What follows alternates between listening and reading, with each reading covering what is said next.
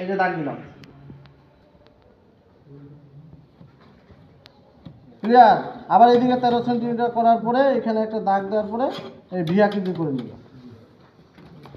একবারে সহজ। হ্যাঁ, কোনো সমস্যা হলে আমাকে জানাবেন। আমরা আগেই জানি এই যে এই ট্রাইস্টেপটা যে আছে এটা আছে 90 ডিগ্রি, তাই না?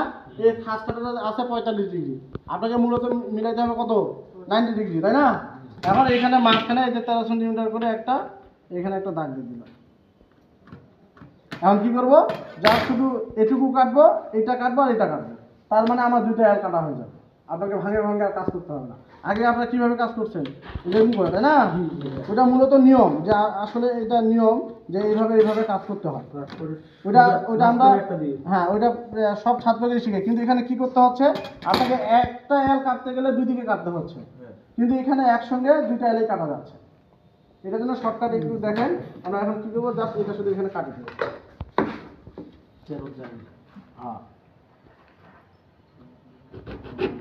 আর হেস্টোটা এইভাবে নেওয়ার পরে এই যে এরকম এই যে সোজা করবে, এই যে এরকম সোজা। আর হেস্টোতে কোনো শক্তি দিবে না, সে তার নিজের অবস্থান মতো যাবে না। আমি হেস্টোতে কোনো শক্তি দিই না, কিন্তু হেস্টো কিন্তু আসার সময় কাটে। হ্যাঁ, ভাঙে গেল নাকি? আচ্ছা, এখন তো দেখুন।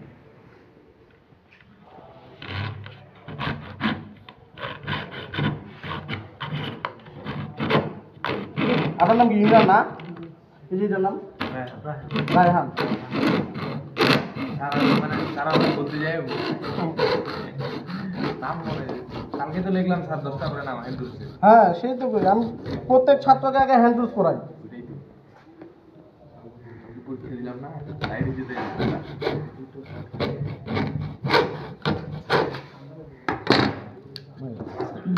এখন আমি এটা জাস্ট এই যে এইভাবে দিয়ে দিলাম। মিলছে? মিলছে না? কোনো গ্যাপ আছে? আর আপনাদের গ্যাপ থাকতেছে, কোনো গ্যাপ আছে এখানে? হ্যাঁ, এরকম করে মিলাইতে হবে সুন্দর করে। প্রথমে এটাতে স্ক্রু, প্রথমে এদিক দিয়ে ফুটা করবে। পোকাটা নিয়ে আসেন। পোকাটা আছে? নিয়ে আসেন একটা। তাহলে কি হবে? জীবনও মিলবে না আপনার। এই যে এটা কি হচ্ছে? এই যে এখানে এরকম উঁচু হয়ে থাকতেছে, তাই না? আর আমি যদি এখন এই পাশ থেকে ফুটাটা করি, আর এই যে এইটাকে বলে বাবরি। এই বাবরিটা এখন ভিতরে থাকতেছে, এটা ভিতরে থাকতেছে না? আমি স্ক্রু দিয়ে থাকলে এখানে বসবে। এটা কি বসতেছে? এরকম করতেছে। এটা তো করবে না, দেখেন, তাই না? এই জিনিসটা আপনাদের ভুল হয়। এটা একটু খেয়াল রাখবেন।